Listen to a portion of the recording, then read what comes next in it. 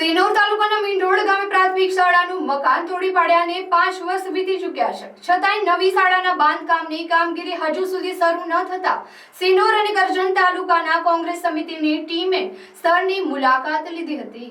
મીંઢોળ ગામે આવેલી પ્રાથમિક શાળાનું મકાન અતિ બિસ્માર સ્થિતિમાં થતા તેને તોડી નવીન મકાન બનાવવા માટે કાર્યવાહી કરવામાં આવી હતી, પરંતુ લગભગ 5 વર્ષ વીતી ગયા હોવા છતાં નવી શાળા મકાનનું બાંધકામ શરૂ થયું નથી। આ પરિસ્થિતિમાં શિક્ષકોને બાળકોને એક પતરાવાળા ઓરડામાં ભણાવવું પડે છે, જે બાળકોના શિક્ષણ માટે ગંભીર પ્રશ્ન ઊભો કરે છે। ગ્રામજનોની રજૂઆત બાદ આજે શ્રીનોર અને કરજણ તાલુકા કોંગ્રેસ સમિતિની ટીમે મીંઢોળ ગામે પહોંચીને તોડી પાડેલા શાળાની મુલાકાત લઈ વિસ્તૃત માહિતી મેળવી। કોંગ્રેસ આગેવાનો દ્વારા જણાવાયું છે કે જો આગામી સમયમાં શાળાના નવીન મકાનના બાંધકામ અંગે કાર્યવાહી ન થશે તો વડોદરા જિલ્લા પંચાયતમાં શૈક્ષણિક અધિકારી અને ડીડીઓ સમક્ષ રજૂઆત કરવામાં આવશે। આ મુલાકાત દરમિયાન શ્રીનોર તાલુકા કોંગ્રેસ પ્રમુખ અમુલભાઈ પટેલ, કરજણ તાલુકા કોંગ્રેસ પ્રમુખ પિન્ટુભાઈ પટેલ, પૂર્વ તાલુકા કોંગ્રેસ પ્રમુખ ભૂપેન્દ્રભાઈ પટેલ સહિત કોંગ્રેસના આગેવાનો, કાર્યકર્તાઓ અને ગ્રામજનો મોટી સંખ્યામાં હાજર રહ્યા હતા।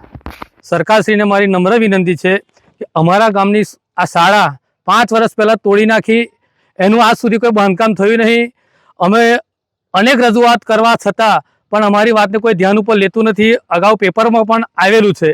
તો આ મીડિયા દ્વારા સરકારશ્રીને મારી નમ્ર વિનંતી છે કે વહેલામાં વહેલું આ શાળાનું બાંધકામ પૂર્ણ થાય। જો આવતા 10 દિવસની અંદર આ કાર્યની શરૂઆત નહીં થાય તો અમે પ્રતિક ધરના ગ્રામજનો સાથે જરૂર પડશે તો વડોદરા ડીડીઓની ઓફિસોમાં પણ કરીશું। 1 વર્ષ પહેલાં સિનોર તાલુકાનું મીંઢોળ ગામ છે, તેનો પણ લેખ હસમુખભાઈ પટેલ દ્વારા પેપરમાં રજૂ કરવામાં આવ્યો હતો, જે ખૂબ જ દર્દનીય છે અને ઘટના ગંભીરતા લેવા પૂરતી છે। એને લઈને હજુ સુધી કાર્યવાહી શિક્ષણ વિભાગ દ્વારા કરવામાં આવી નથી અને અવારનવાર આવી રજૂઆતો ગામ દ્વારા પણ કરવામાં આવી છે, તેમજ તાલુકાના આગેવાનો દ્વારા પણ કરવામાં આવી છે અને ગામના સ્થાનિકો દ્વારા પણ રજૂઆત કરવામાં આવી છે। અત્યારે શિક્ષણની પરિસ્થિતિ જે વાયદા કરે છે સરકાર, બનશે ગુજરાત, આગળ વધશે ગુજરાત, તો કેવી રીતે બનશે? સ્કૂલો જ નથી અને જે સ્કૂલની જગ્યા છે ત્યાં આગળ પણ અત્યારે ગંભીરતા પરિસ્થિતિ જોવા જઈએ ને તો સ્કૂલનું બાંધકામ જ નથી થયું અને જે જગ્યાએ ભણે છે એ જગ્યાએ જ્યાં ગોડાઉન હોય ને કોઈ, એ ગોડાઉન હાલતની અંદર જોવા મળે છે સ્કૂલ। એટલા માટે આજે જાતે અમે મુલાકાત લીધી છે આ સ્કૂલની અને શૈક્ષણિક વિભાગના અધિકારી છે એમને પણ જાણ કરી છે કે આ વહેલામાં વહેલી તકે આ છોકરાઓનું ભવિષ્ય ન બગડે એના માટે પણ કામ કરવામાં આવે।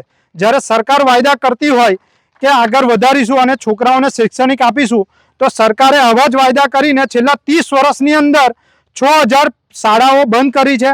18000 શાળાઓ એવી છે જ્યાં ઓરડા પણ નથી, છત જ નથી અને 700 જેટલી શાળાઓ એવી છે જ્યાં એક જ શિક્ષકથી ભણવામાં આવે છે।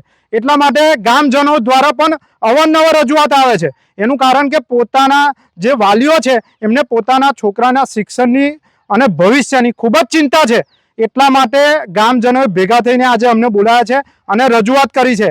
આવનારા દિવસોની અંદર જો અને રજૂઆતને ધ્યાનમાં લેવામાં નહીં આવે તો અહીંથી જિલ્લા પંચાયત જઈને શૈક્ષણિક અધિકારી તેમજ ડીડીઓ મેડમને પણ રજૂઆત કરવા ગામજનો રેડી છે।